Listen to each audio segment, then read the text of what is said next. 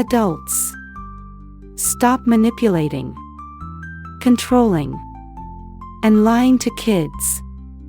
Hey there. Today, let's dive into a topic that might sound a bit serious, but it's actually fascinating and super practical: how to stop manipulating, controlling, and lying to children. Sounds familiar? Maybe you're thinking, I don't do that. Well, hang on, let's take a closer look. You might be doing it unintentionally. I'll break it down into clear points, like a friendly chat over coffee. Sound good? Let's go. When adults manipulate, kids imitate. Are you doing it without realizing? Let's take a quick walk down memory lane. If you finish your bowl of rice, I'll give you candy. Be good at daycare, and I'll buy you a toy when I pick you up. Sound familiar? Here's the thing: children don't know whether you're just saying that or not. They hear a promise and cling to it. But what happens if, for whatever reason, you don't follow through? When they ask, "Where's the toy?" and you respond with something like, "If you keep asking, we're not going to the park this weekend," what do they learn? See where this is going? Kids observe and mimic everything. If you break promises or manipulate their behavior with words, they'll eventually start doing the same. Then, one day, you'll wonder, why is my child like this? Signs that kids are manipulating you in return. Pay attention, and you'll notice how children start manipulating in their own way. Sometimes it's adorable, but it can be surprisingly effective. Grandma, do you love me? If you do, can I have some candy? If you don't let me watch cartoons, I won't love you anymore. What do? Laugh and give in. That's how kids begin to see negotiation as a tool. While it may seem harmless, it can lead to more self-centered behavior over time. So how do we stop this cycle? Don't worry, I'll get into that now. How to stop manipulating your child. The key lies in giving your child independence and keeping your promises.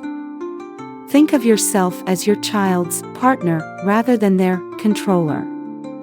When kids are allowed to make decisions and understand the reasoning behind them, they're more likely to cooperate and respect boundaries. For example, if your child wants candy before lunch, don't promise or threaten. Instead, calmly explain, "It's almost lunchtime, and eating candy now isn't good for you. Let's wait until after we eat, and we can talk about it then." The most important thing: stick to your word. Don't let your promises drift away like the wind. And if your child makes a request, explain clearly why you agree or disagree. This helps them understand and respect rules rather than resist them. The role of grandparents in raising children. Now, let's talk about the Grandparents Club.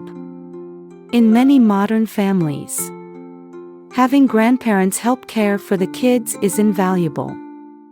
But let's be honest, generational differences often lead to clashes. Grandparents tend to spoil, let the kids do whatever they want.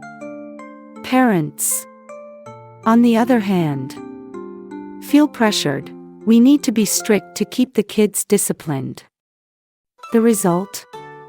The child gets caught in the middle of a silent tug-of-war. The solution? Open and honest communication. Discuss and agree on a unified approach to raising the child. Don't just brush it off with, Well, it's great they're helping at all. And grandparents, don't rely solely on the "back in my day, we raised you just fine" argument. Times have changed. And so have parenting challenges. Most importantly, when parents and grandparents align on parenting styles, it sets a powerful example for the child. They see cooperation and mutual respect in action. And they learn to emulate it in their own relationships. Wrapping it all up. So there you have it.